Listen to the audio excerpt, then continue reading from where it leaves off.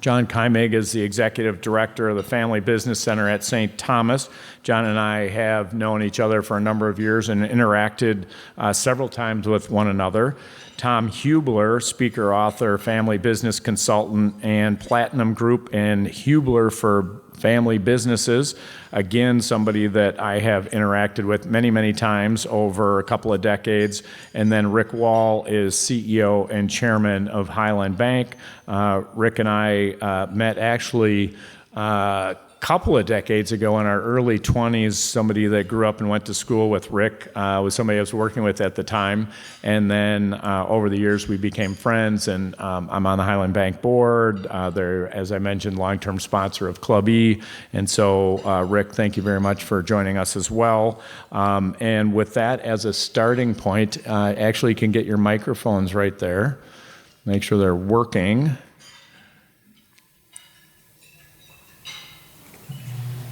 All good? Why don't we start here, Rick, and tell us a little bit more about your background and the work that you do at Highland Bank. Sure. As Rick told you, my role is CEO and chairman of Highland Bank. I've been at Highland Bank for 30 years. If I was a mortgage, I'd be mature, but you'll find out that I've not yet matured. So. Our bank is family owned, so we have 3 shareholders, and when I started in the bank, I had an opportunity to kind of sit in every seat in the bank over a period of 8 years, and then I became CEO. So that's been my role since. That's a little bit about me. Great. Rick, thank you for joining us. Appreciate it. Tom. Good afternoon, everyone. In terms of my career, I started out as a family therapist. And I was fortunate enough to get a Bush Leadership Fellow to study organizational development, and that's how I got into doing consulting. And after we got started, I ended up helping, in 1990, helping the University of St. Thomas develop their family business program. And the professor was going to go on a sabbatical for 2 years, and they asked if I would be willing to co-teach the family business program. And I said, absolutely. Well, it turned out he never came back, and it turned into 10 years. So I do family business consulting and give lectures and write articles and so forth. So before we move on, I have to ask, which one is tougher, to be a family therapist or be a family business consultant? It's actually tougher. It's more challenging to be a family business consultant. All right. Jon, tell us a little bit about yourself. My background is a little bit different. I started as a TV reporter, so I came into this right through the back door. I came to St. Thomas after working in higher education marketing down in Iowa and got a job here working in marketing and communications for family business and entrepreneurship, 2 topics I knew nothing about, but have learned a ton over the 11 years I've been there, and I've been the director of the center for 8.5 years. All right, great. Thanks again for joining us. Had an opportunity to work with all of you in the past, and appreciate you coming here and spending some of your time with us. Tom, let's start with you.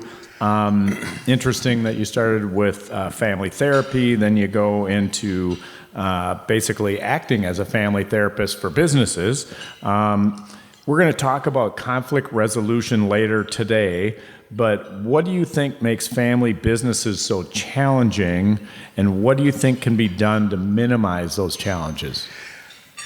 Well, the main issue from my perspective is the fact that there are 2 separate systems, and if you can imagine circles, a family circle and a business circle, and they're very, very different. And I say to clients all the time, what you need to create balance between those 2 systems is structure and formality. And they say, Tom, we don't need all that structure and formality because we love each other. And I say it's because you love each other that you need structure and formality. And I was doing a seminar one year, a few years ago, and I had this on slides, and I had a family circle and a business circle. And as I was making the presentation, a young man raised his hand and said, you know, those circles are equal in size. He said, if my wife were drawing those circles, his business circle would be really, really big. And then he said, if my wife were drawing those circles, her circle would be very small. And he was going to sit down, and someone said, what do your circles look like? He said, I'd rather not say. And he was there with his whole family caught in the middle between two people who he loved. So one of the big issues in family businesses is how people inside the family perceive those circles, whether they're leaning toward the business or the family, that type of thing is a common issue. Great, thank you.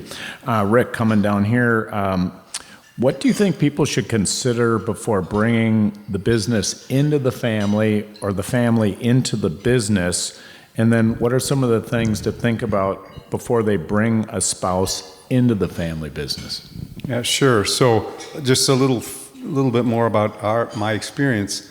My father owned the bank, Highland Bank, when I came to work there. And we were fortunate that he had a vision that maybe all of his children would come work with him. He's also in the real estate development business.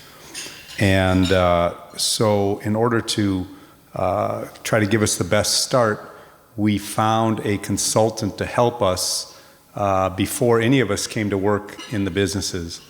And as turns out, our consultant is still here consulting, Tom Hubler. And so I would just reinforce what he said about the circles, because when he was telling it to me when I was in my 30s, I was thinking business, business, business, business, because that's what I was doing every day. But it's become clear to me how important both circles are over time, and they both clearly exist, at least in my experience. So you have to figure out how to balance them. And so when you ask Rick about, what do you consider before bringing the business into the family or the family into the business, I think, if you're the business owner and you are considering doing that, you really ought to step back and say, how is my family going to best manage both of those circles going forward? And I really encourage you to consider a third party, because I think it's a rare person who could manage both of those things themselves. It may be hard if you're a first-generation entrepreneur to do it yourself, and then trying to share that with your kids is extra tough. So I'd consider using a third party. It was certainly helpful for me. It didn't eliminate all the problems, but it gave us a forum to better work through some of them and an opportunity to see some of them coming before they got to us. And one of those is making certain you have a good governance structure in place. A lot of businesses are pretty good about a governance structure, and fortunately in the business that I'm in, banking, we are regulated, so we're obligated to have a formal governance structure. But the rest of my family, I'm the only one who works at the bank, they're all in the real estate business. And as far as I can tell, there's no structure at all and in the real estate business, period. So they're completely, the people who work in those businesses come at them in different ways. So it's helpful if you're going to bring in your family to set up a governance structure in advance, so that when they come in, they can see how it is working as opposed to try to create it themselves. Because I think it's a rare person who could do that. So I think the other thing too is, by setting the governance up in advance, you have an opportunity to do some training with your family members. And again, my experience when I was in my 30s and coming in, I'd worked outside for 8 or 9 years in a different state on my own. So I had a little bit of experience, but no training in family businesses at all. And it's an opportunity to teach people the right way to do it up front if you sit down with them and talk about what it means to be in the family, what it means to be in the business, and how they overlap. It really gives you a great opportunity to set up for success, I think. Great, thank you. John, you mentioned to me that there was one thing that you wished every family business started doing. What are the 3 steps that the people here in the room can do that to make their family business work? I think it's what I see as creating a shared vision for the future.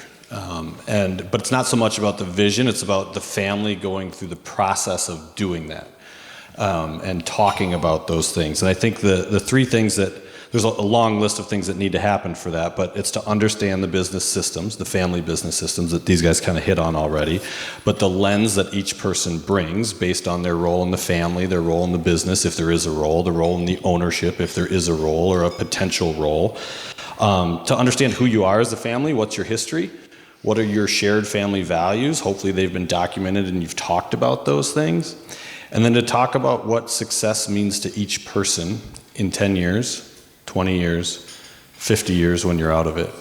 Because I think then you've got a chance to say, here's who we've been, here's the system we're operating in right now, and here's where we want to go.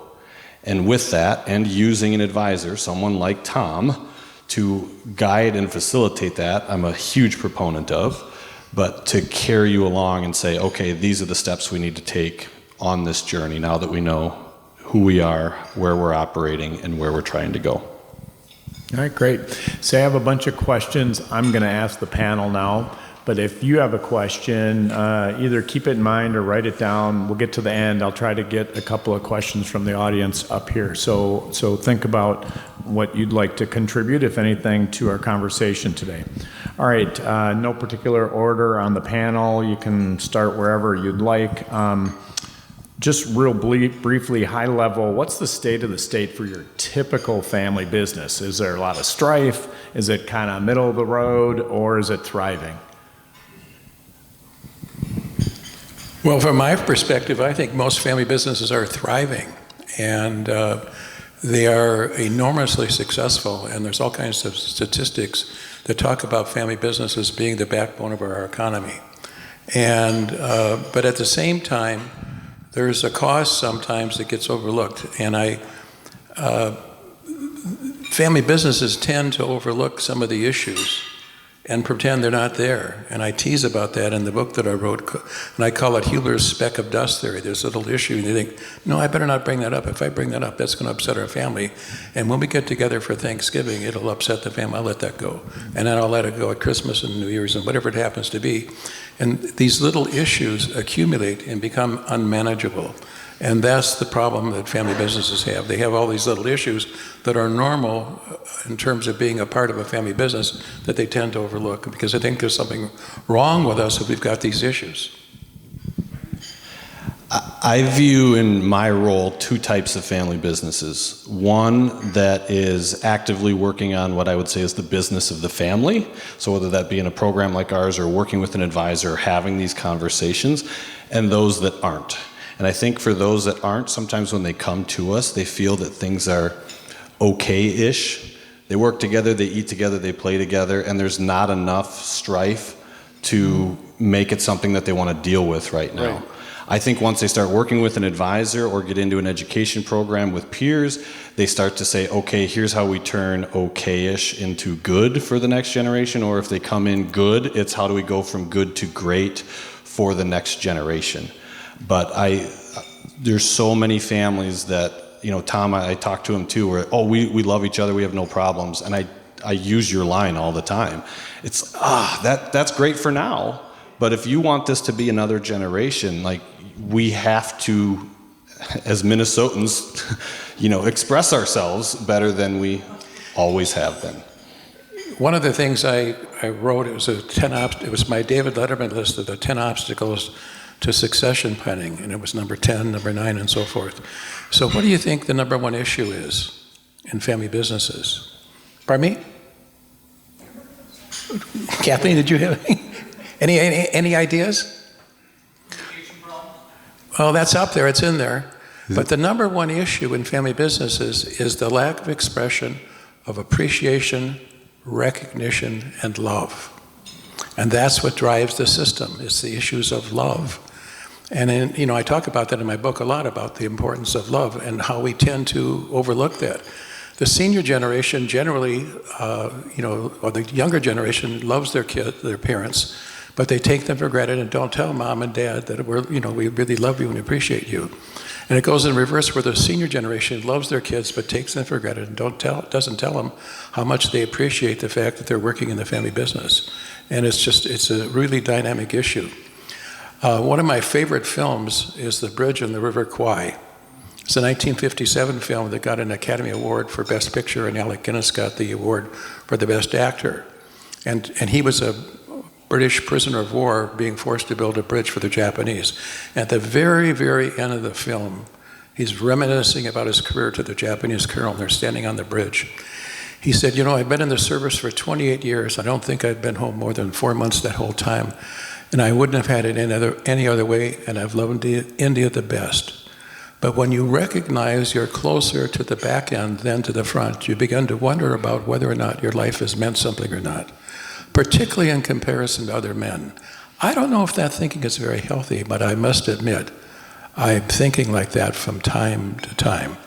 And I would suggest to you, all entrepreneurs, or all people generally, when they get into their 60s and 70s, are looking for recognition and validation for what they've done. And that's one of the issues that drives family businesses, is the fact that the senior generation doesn't get recognized, and it creates a big brouhaha. Rick, how about you? What do you think the state of the state is? Yeah, I mean, I have exposure certainly in my own family business, and then Highland Bank, we bank a lot of small family businesses. And then I'm also in YPO, so I see through that lens what's going on. And I think that I would agree with John and Tom that the state is good, but it's not consistent, right? There's bumps along the way, there's ups and downs, there are trials. And the question is, can you get past the trial that you're in and then move forward with unison going forward? And sometimes the answer is yes, sometimes the answer is no. But it's an important part of Highland Bank's business, the family business, and I've seen kind of the whole range of people we work with, where there are some that are super successful, some that are having hard times, and some that it's kind of tearing the family apart. So what, again, to the panel, any order you want, what's the one key thing that you think most successful family businesses do? Well, in my opinion, it's important. There's a fellow who wrote a book called Finding Flow. His name is Michele Csikszentmihalyi. And he said that there are three things that create flow in people's lives: work, active leisure time, and relationships. And when he was talking about relationships, he was talking about families. And one of the things he says is that families cannot survive in today's environment without the regular infusion of psychic energy. So he basically is talking about regular families. Well, family businesses that are challenged definitely need to do that. And the way I convert that is to say that family businesses that are going to be successful need to work on and promote the emotional equity of their family while they're building the equity of the company. And so it's the emotional equity and all the things that you can do as a family to maintain that is what's critical from my perspective. yeah, I think if you want success in your family, there are things you should be doing, kind of as Tom says, no matter what, whether you're in business together or not. I mean, it may sound a little trite, but to your question, what is the most important thing for a family business? The family is the family, whether you're in business or not, right? So you need to take care of the family, but you're not going to be a family business if your business isn't in business. So really the most important thing is keeping the business going. That does not mean that keeping the family element is not important at all, because you're going to have that family element whether you're in business or not. But if the business doesn't succeed, then there's no family business. And I think some of that, just to piggyback on that, is how do we have the structures in place to make decisions in the best interest of the business, in the best interest of the family, the best interest of whoever the owners are, and understanding what your current governance structure looks like, how you make decisions and looking forward a generation, how is the next generation going to make decisions, and starting to work towards that and bring that next generation in. Okay. Rick, I would add also that, and John alluded to this earlier, is that if you have a family business, you also, and this is the part that many family businesses don't recognize, that you have a part-time job of working on the dynamics of the family business in addition to running the business. And the families that go over to St. Thomas in their, what I call their continuing education program, are the ones that are doing that and making sure that they address the issues of their part-time job of being in a family business. Okay. We heard from Tom about recognition, appreciation, expression of love being a typical issue. Cover a little bit about some other issues that you see commonly arise, and again to the general panel. Well, I think, one of the common issues is the tension between the senior generation and the younger generation. And it's not unusual. I just had a conversation with a former client this past week where he called, and his dad had died, and I'd called to offer my condolences. And he said that things are going, over the last 4 or 5 years, things went really well. But at the time, his dad was expecting him to do everything the way his dad did it, and wanted his son to operate exactly like he had. Well, that's what made the company successful, but that's what was not going to make it continue in perpetuity. And they needed to develop some innovation, and that's part of what he was doing. And that's one of the things where there's a real issue. The other big issue, I think, and I referred to it as the last challenge of entrepreneurship. And John and Rick were both talking about it in terms of setting up a board of directors. From my perspective, the issue is loss. And loss is a big issue, and the senior generation is experiencing that. And one of the ways that they can perpetuate things is to set up a board of directors, because how do you replace an entrepreneur? You can't. So you have to create a new system, and the new system is a board of directors. John, Rick? Yeah, to piggyback on the generational piece, we did an event last spring where we split the room up by generations and had them have table conversations. And ahead of that, they submitted issues in communication that they were having with the opposite generation. And we went like Dear Abby style and said, hey, next gens, talk about this issue. Hey, now gens, talk about this. And rave reviews from people that were part of that. And what was funny was that you'd look, and I remember there was a table that happened to be all founders, and the question that they were talking about was, my kids want to change X, Y, and Z, but I've built this nice company. And the 3 founders, they shared with the group, well, we decided as a group that, we all had a chance to take risk and learn through our mistakes, and maybe we're not giving that same opportunity to our kids. And I look over, and I kid you not, there's 80 heads doing this on the next gen side. But there was some of those issues back and forth, and I think I've seen this countless times where there's this, we think we know what the other people want, and we haven't talked about it, and we just assume that things are okay and we're going to just keep going in that direction. And it's very hard to create that, how as a owning gen, senior gen, do you invite some conversations that might be tougher, and how as the next gen do you get those started, with your folks? Yeah, I'd say too, it's a kind of a subset of the governance piece, and that is,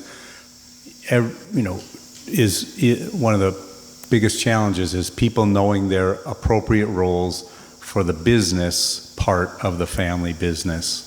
My wife is in a 5th generation family business, and so started with one person, and now there's 30, 45 people, spread out all across the country involved. And, making certain that there's an appropriate voice from the family, but not an inappropriate voice from the family. And I'm not referring to my wife's company specifically, just to get you, make it clear. But my point is, as the number of people in the family that are involved in the business grows, you've got to make certain that they understand what is an appropriate level of voice for that person. I mean, if you were in a publicly held or even a private non-family business, you kind of know what level your input is accepted. But in a family business, sometimes people have a different feeling of entitlement in certain areas that may or may not be appropriate. May not be enough or may be too much. So helping them understand how the family's operating in that way in terms of how their voices and their input is accepted is something that's a real challenge. So there's going to be potential issues that come up, of course, and sometimes that's going to lead to real conflict. What are some best practices on reducing those issues and reducing the conflict? Rick, let's start with you just because you're the one in the family business right at the moment. Why don't we start there? Again, the issues come up, there's conflict. What are some best practices to do to deal with it? Well, usually you just, get in the car and drive away. Kind of textbook for me. Skip Thanksgiving meal. Pretend you can't hear. Huh? No, when conflicts arises, first of all, the best thing you want to do is get to the core of what that conflict is, because, my experience is oftentimes the red hot button that is being discussed isn't the core of the problem. So trying to ferret out where the underlying issue is and getting people to be able to have a dialogue in a manner that is conducive to information flow. I mean, that's kind of standard marriage 101, right? You got to figure out what the issue is and then be able to talk about it. And that may not be at the time that it's occurring, but it may be at some future time. So that certainly is a opportunity. And then back to governance, if you have good governance in place, most things have a process for resolution, right? You can't expect to be in a family, in any business, let alone a family business, and not have conflict. So you're going to have it. So if you have a process in place, then you can lean on that process to try to get to solution. And the last thing is then you have to, as part of your role, then be able to accept the solution that the process you've agreed to has come to, whether it's your solution or not. Hopefully it's my solution, but it isn't always my solution. So I'm going to go ahead of you, Tom, because one of my answers is find somebody that's skilled in conflict, because I think you can do more damage than help if you just think that you're going to solve it as somebody that is a friend or knows the business. We're actually doing an event later this month on finding the Goldilocks level of conflict. And so I'm looking forward to that because we do need conflict. It makes us better, but it's finding and harnessing it correctly. I had a former client up in Canada years ago, and when I was talking with the adult children, they were telling me about how their dad would give them the imperial treatment to manage conflict. I said, well, what's the imperial treatment? And he had an imperial, he'd get him in the car, the imperial, drive 60 miles an hour, and then start talking about something that they didn't want to talk about. So that was his imperial treatment. Another big way I believe that it is helpful is forgiveness. That's the second thing on my list. And it's impossible to live in a family with people you love and not every once in a while inadvertently step on each other's toes. And families that are able to forgive each other are able to go on. And then over the last few years, I've discovered it's a handout that I give. It's called Managing from the Heart. And the H, it's an acronym, and the H is to hear and understand me. So listening is a critical issue in any kind of managing a conflict. And the E is, even if we disagree, please don't make me wrong. And so it's okay to have different perspectives about the issues. And the A is to acknowledge the greatness within me or within the family. The R is to remember to look for my loving intentions. My experience is that nobody gets up in the morning and goes down to the office and says, how can I screw up my company or my family? Nobody does that. Well, I've got a couple of exceptions I could think about maybe, but overall I would say 98%. And then the T is to tell me the truth with compassion. So I believe in honesty, openness, and candor about everything, but it needs to be done with kindness, care, and respect. There's a woman who I love. Her name is Angela Arion, and she wrote a book called The Fourfold Way, and she came up with these rules about how to live in today's culture. And her third rule is to be able to speak your truth without judgment, criticism, or blame. And families that are able to do that are able to manage their differences in a productive way, because differences are an asset. That's another thing on my list. Differences are an asset rather than a liability, and so if you can manage those differences, the diversity within the family will help you prosper even more. A lot there. Mistakes get made. You do your best. You're interacting with outside people. You love your family members, but mistakes do happen. What's a mistake that you all either have made yourself or seen that have either taught you or taught family businesses something valuable? You only want one mistake? Well, we can have you back in a couple months. I ran us through May, but we can have you back in the fall and we can list the whole thing. But why don't you give me the top one? Sure. I thought about this question for a while because obviously I'm not in a family business, but my role of putting on programs for families is, I've had some duds over the years, right? And that happens, but sometimes that's on me. It's always on me. And it's understanding that, really understanding your audience and what they need. And sometimes when you're working with a presenter, something can get pushed of, hey, here's what I'm going to talk about. And I just, oh, yeah, that could work. And that could work doesn't.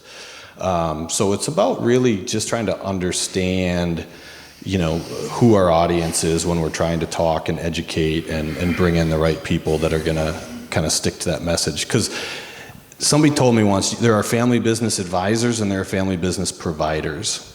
And they're very different. And the advisors are the ones that really, truly understand the family dynamics. And those are the ones that, to really get them in the room and help people, that understand those systems. And there's not as many of them as I would like. There's a lot of good ones, but as the son of an accountant who worked for a lot of family businesses, he was a provider, not an advisor. And I just, that's part of my goal with St. Thomas is to help kind of keep spreading that word of what family business advising can be as well. Tom? But only one mistake. Well, one of my biggest mistakes, and I wrote about it in my book, I have a program where I work with family businesses, and one of the first things that we do after a series of interviews is a family business planning meeting. And it's pretty organized and set up and structured. And we were getting together with this family to do one of those here in the Twin Cities. And we're getting ready, and the owner-entrepreneur came up to me and said, listen, I've got this thing I want to read to my family before we start. And I said, no, we can't do that. I've got this thing all organized, and I know how to do this. And he said to me, I'd really like to read this. And I said, no, listen, you don't understand. I'm an expert. I work in this field, and I'm very successful. And he said to me again, well, I'd really like to read this to my family. And I thought, oh, well, okay, we can take it.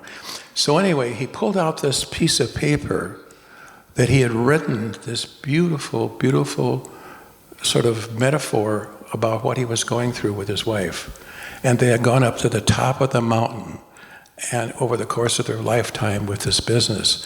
And now it was time for them to come down, and he started listing some of the points coming down. And there wasn't a dry eye in the room after that was read. And I thought, what a big dummy I was. I can't imagine how not listening. I wasn't listening is what it amounted to. And that was my biggest faux pas over the course of my career that I can think of. And there were others, but that's the one that stands out for me. Yeah, I have got a lot that could fit on this list, but specific to the family piece, since that's what our topic is, one thing I've learned as I wind up being the spokesman for the bank, and I have realized after making a mistake that I have to be cautious about, or I have to understand what is acceptable sharing about my family and the members in my family to a broader group. And I've learned at one point that my boundary was not at the same place that some of my other family members were, and which meant theirs was earlier than mine was, hence the mistake. So I've tried to keep that in mind over my career, to be respectful for them as family members and as fellow stakeholders in the business. What's a commonly held belief about family businesses that you disagree with? Shirt sleeves to shirt sleeves in 3 generations. I think that's a big bunch of baloney. Say that one more time.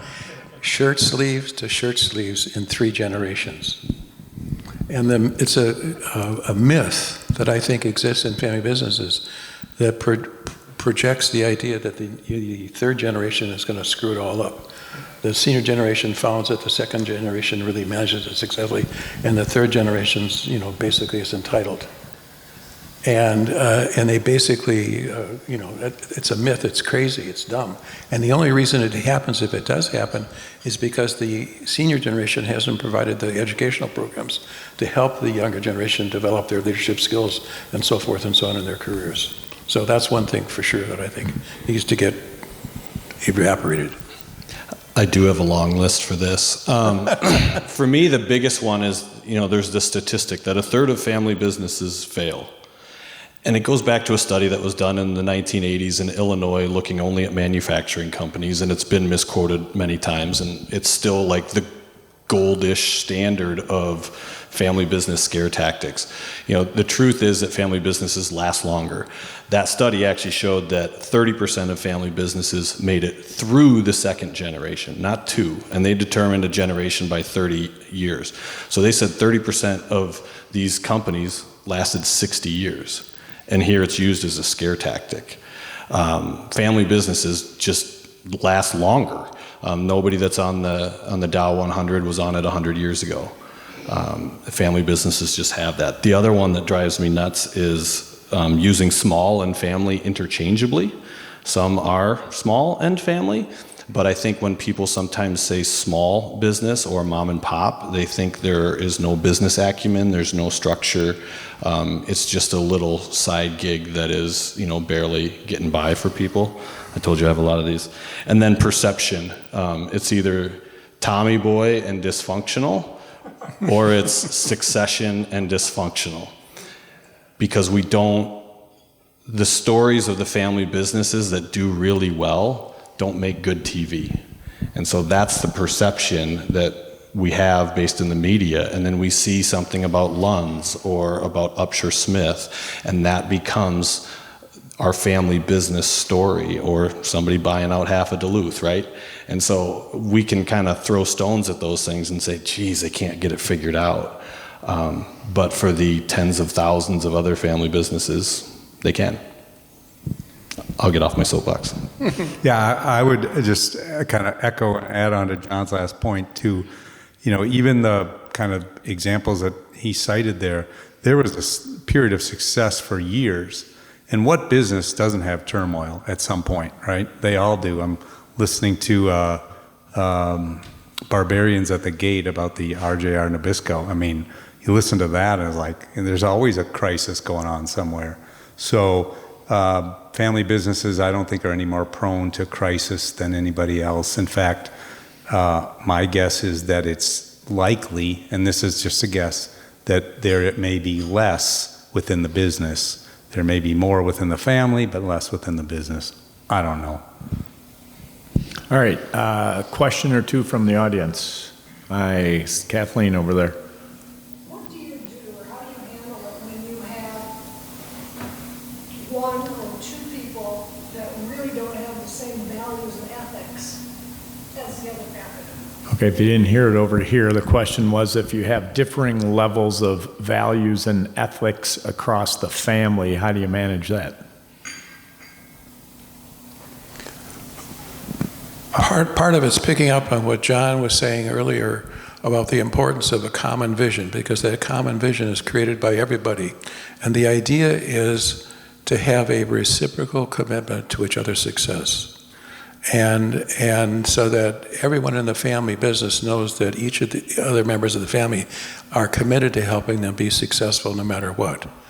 And so the word that I hate is collaboration. So I don't believe in collaboration. But on the other hand, I believe that everyone will have an opportunity to make a contribution to the common good. And so when there are those deep differences, if you want to be a part of the family business, you're going to have to make a contribution to the common good out of your love, your generosity, and your sense of abundance. And everybody, from my perspective, in a family business is going to have an opportunity to do that. It's just a matter of time. So that's the way to get around that from my perspective. I think at the same time, family business doesn't have to be for everybody forever. And if it gets to a point where, what's the point? Then I think you have to have that harder conversation of like, if you can't answer a question of why are we working together and what are our goals, maybe you shouldn't be.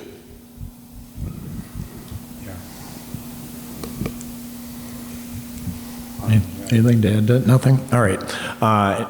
Over here. Mike Huey, the question I have is, at what point, some families, they have multiple companies, and the kids function more as enterprise CEO owners of all these assets. In other family businesses, the kids are actually running the company.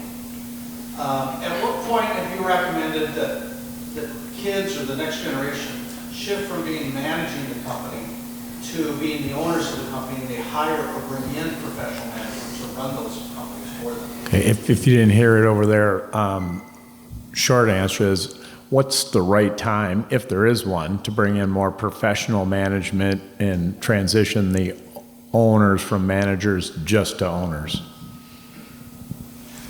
I don't think it has to be done like in one thing. I think you can still manage and own. Sometimes ownership starts when they're younger, as part of a gift, and they start to understand what it means to be an owner. I think professional management is a great thing for anybody, whether it's at the CEO level or just bringing those people in a little bit lower. The question is, like, from the current and future owners, where do we see this thing going? And if we're trying to get there, who do we need in what seat? And that might mean we need more oversight as owners across generations. That might mean we need a board of directors with more non-family, or at least one non-family person on there. So I think it really depends. One family business, I think. But yeah, you can own and operate, but. So I think, the way I would sum up from what I hear you say, John, is the importance of having a plan. And one of the things I do regularly is work with Kathleen Poletsky to help create a plan. And once you have a plan about where the business is going, then you can decide who's best qualified to do what, whether it's professional or family or whatever, and make a decision on the best interest of the group. Yeah, I would maybe say that this similar thing a different way, in that there are two things that are important, and it kind of goes back to the last question. In my opinion, there ought to be choice in a family business. I think you are not doing your family or your business a service if the expectation is you got the genes, you're going to be working here, and like it or not. So you should be operating in the business at your own choice, and it should be a clear choice, and either one should be acceptable to the family. And then once you have people there by choice, then it's easy to fall back on the processes of non-family businesses. And look at a public company. They have a great methodology for adjudicating who's the right person to be in charge, who's the right person to be at a governance level, and follow those kind of best practices that are put in place. You shouldn't have to give those up just because you're in a family. Now, you may make some nuanced decisions surrounding that relative to family members, but you're not doing your family member or the business a favor if you put someone in a role where they won't succeed. I mean, it's that may be the answer to your question. One of the biggest problems is if you do that, nobody's happy, right? So. All right, lightning round. Quick, short answers. I know it's going to be difficult, but you can do it. If you're starting a new family business today or advising a new one, what would be the first thing that they should do? From my perspective, have a plan. Create a plan, both from a business perspective as well as a family perspective. I think you ask them where they want to be in 10 years and if this is part of it, if this can help them get there. Yeah, I think looking for some third-party advice to make certain they're setting themselves up properly at the beginning. Is there a common family business practice that you see dying out in the near term? I think I'll say it this way, and it means two things: going from fathers to sons. So many women are running family businesses now, and that wasn't the case 50 years ago. And the other thing is, I think, because 50 years ago people were having kids when they were 25 to 30, and now it's 35 to 40, there's a bigger age gap, and oftentimes the next generation isn't ready to lead, so we're seeing more non-family executives in key roles, kind of bridging that gap.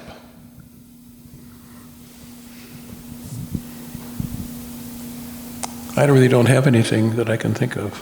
All right. Okay. Now to more kind of a personal perspective on your career journeys. What's a piece of advice that you wish you had been told earlier in your career?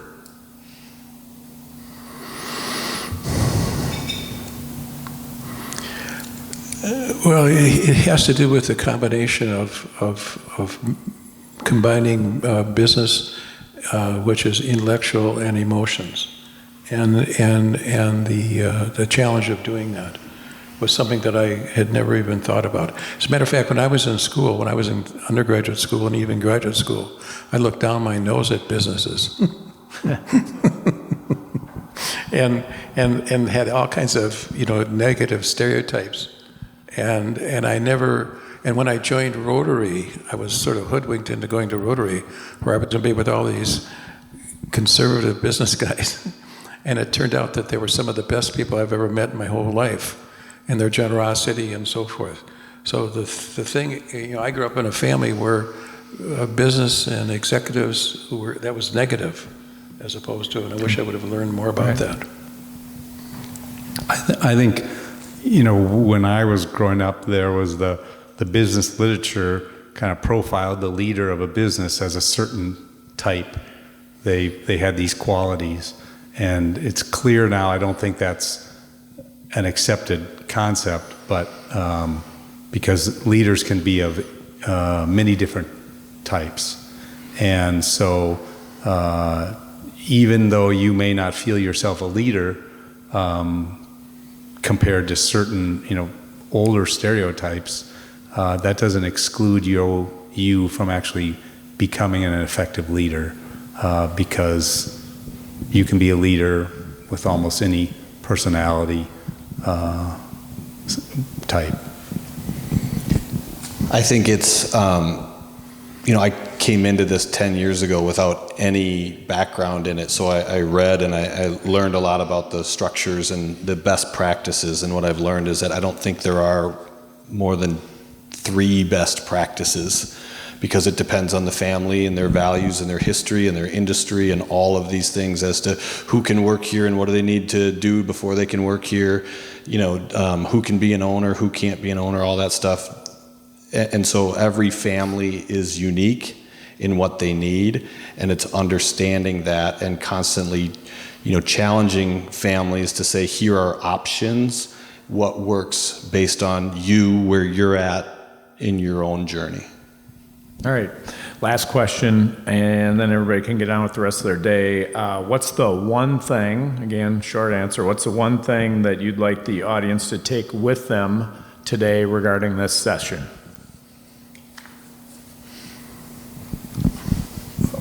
I think that if you are going into the family business, you need to help everybody have a clear idea of what the roles are for the family and the business, and have a structure through which you can use to help make decisions. Family council, board of advisors for both the business and for the family. And for me, it's what I said earlier about the importance of sharing with each other how much you love each other, and get past the nicety, Minnesota nice, about not doing that. Everybody needs to know that they're important, they're cared about, and they're loved. And the more you can do that, the better off your family's going to be. I think family business done well can be an incredible blessing, but it takes a lot of work, and it's a marathon of communication, alignment, realignment, structures, new structures, more communication, and then kind of getting to the end of that marathon and realizing you're passing the baton off and you're doing it again, and it's just kind of ever ongoing. All right, thank you. Let's give a round of applause.